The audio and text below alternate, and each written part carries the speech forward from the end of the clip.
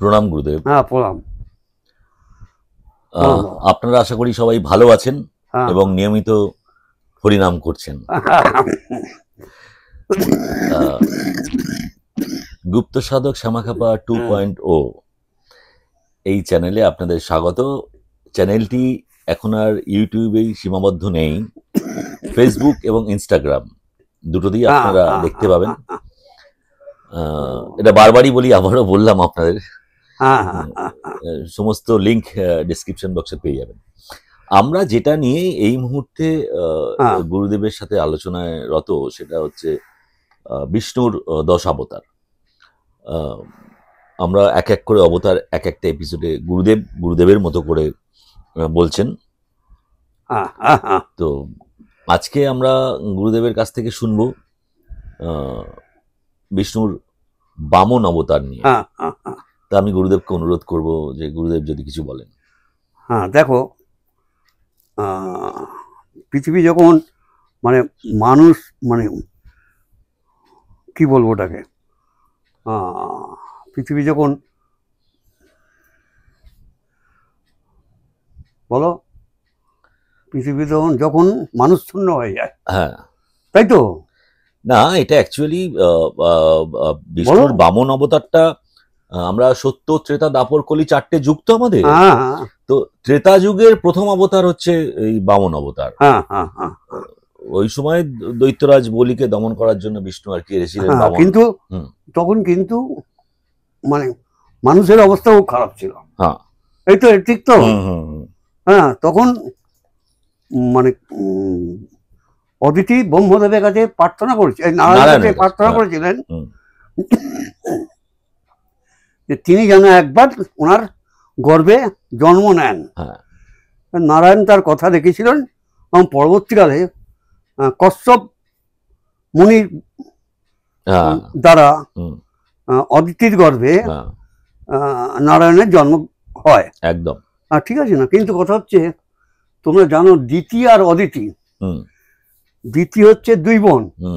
দিতি হচ্ছে যত জন্ম দেন এই অসুর, দৈত্য, দানব, আর অদিতি জন্ম দেন যত নারায়ণ বা ভগবান জাতীয় জিনিস জন্ম দেন। এটা কিন্তু বরাবরই হয়ে আছে। হ্যাঁ, তা এখন একবার কলি অত্যধিক অত্যাচারী রাজা তো, কিন্তু বলি, হ্যাঁ, অত্যাচারী রাজা, কিন্তু কথা হচ্ছে তিনি ধর্ম মেনটেন করেন এবং যার যা প্রাপ্য তাকে দিয়ে দেন। কেউ সে যদি বলে আমাকে এই দিনটা দিয়ে দেন, এটা ওনার রীতি। তা একবার উনি যজ্ঞ আরম্ভ করলেন এবং বিরাট রকম যজ্ঞ আরম্ভ করলেন। নারায়ণ দেখলেন এই সুযোগ, উনি চলে এলেন। এসে বলিরাজকে কয়েকটা জিনিস চাইলেন। বামন রূপ নিয়েই তো। হ্যাঁ, বামন রূপী ছাড়া কি হবে? বামন রূপী কলিরাজ, এই নারায়ণ কলিরাজের কাছে কিছু চাইলেন, কিন্তু ওদের যিনি মেন পুরোহিত বারণ করলেন, না, কিচ্ছু দেওয়ার দরকার নেই, এখন একটা যজ্ঞ হচ্ছে, কিছু দেওয়া।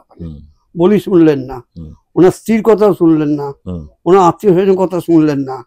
উনি সোজা উঠে চলে গেলেন, যেটা ব্রাহ্মণ এসেছেন তিনি কিছু চাইছেন, তো না, সেটা না দিয়ে তার করা যাবে না।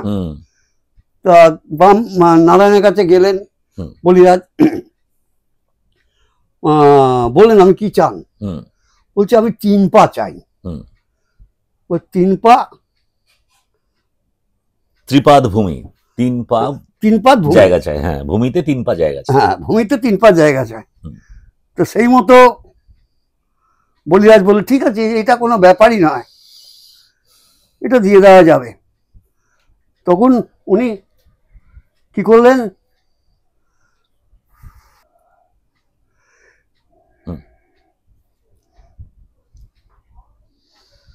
হ্যাঁ, বামনরূপী নারায়ণ এর কাছে তিনি মানে বামনরূপী নারায়ণ বলিরাজকে দর্প চূর্ণ করার জন্য বলিরাজের কাছে এলেন এবং তার কাছে বললেন আমাকে 3 পা জায়গা দাও। তো বলিরাজ বলে এটা কোনো ব্যাপার নয়, 3 পাই জায়গা দিয়ে দিচ্ছি। প্রথম পাত কি হলো বলো? নারায়ণ তখন বিশাল আকার দেহ ধারণ করলেন। বিশাল আকার দেহ ধারণ করলেন। 1 পা মর্তে রাখলেন, মর্ত হয়ে গেল ভর্তি। 1 পা রাখলেন স্বর্গে, আর একটা পা উনি নাভিদেশ থেকে বের করেন। বের করে উনি বলিকে বললেন যে পা আমি কোথায় রাখবো, এ পা আমি কোথায় রাখবো? তখন বলি বললেন ঠিক আছে, মাথা পেতে দিলেন ওনার, আপনি আমার মাথায় রাখুন, একদম শিরে রাখুন। এবং বলিরাজ তখন নারায়ণের জপ করতে আরম্ভ করলেন, ভয়ঙ্কর জপ আরম্ভ করলেন। এবং কৃষ্ণ সন্তুষ্ট হয়ে বললেন ঠিক আছে। তখন প্রহ্লাদ এসে হাজির। প্রহ্লাদ রিকোয়েস্ট করলেন নারায়ণকে যে আপনি ওনাকে ছেড়ে দিন, ঠিক আছে না?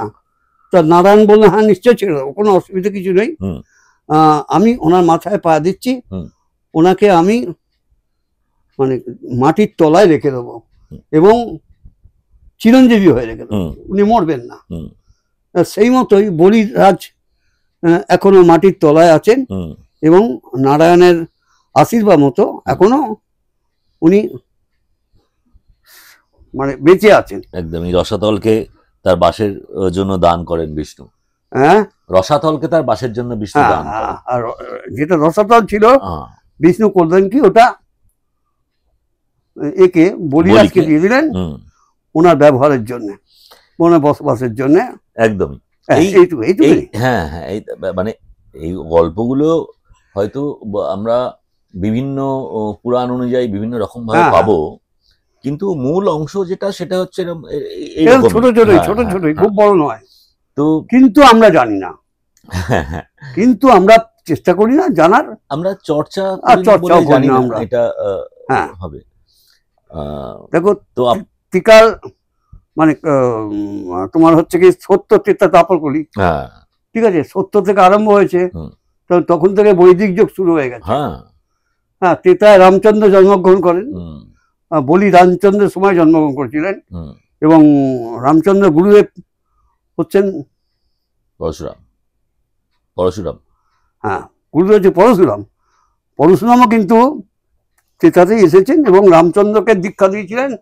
শুধু তাই নয়, রামচন্দ্রকে অনেক দূর প্রশিক্ষণ করেছেন যুদ্ধের ব্যাপারে, যুদ্ধ যাতে ভালোভাবে করতে পারেন তার জন্য তিনি অনেক প্রশিক্ষণ দিয়েছেন।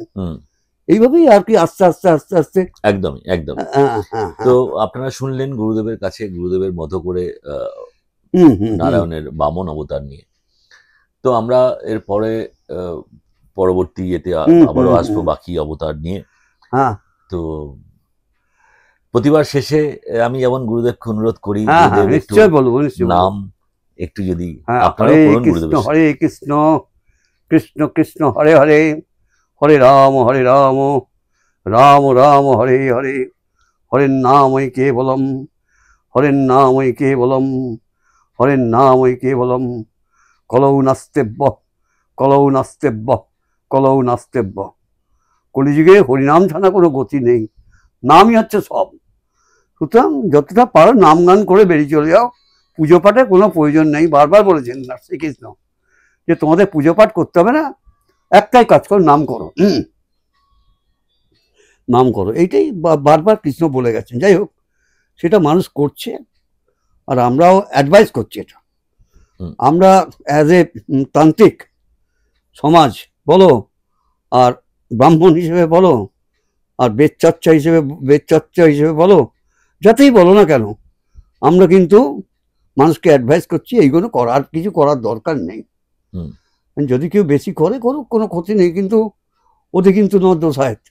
হ্যাঁ, কিন্তু কথা হচ্ছে যে আমরা বলছি এই কলৌ নাস্তেব্য কলৌ নাস্তেব্য কলৌ নাস্তেব্য, কলিকালে এই ছাড়া কোনো গতি নেই বাবা। হ্যাঁ হ্যাঁ হ্যাঁ হ্যাঁ, ঠিক আছে ঠিক আছে। আপনারা সবাই হরিনাম করুন, সুস্থ থাকুন, ভালো থাকুন। প্রণাম গুরুদেব।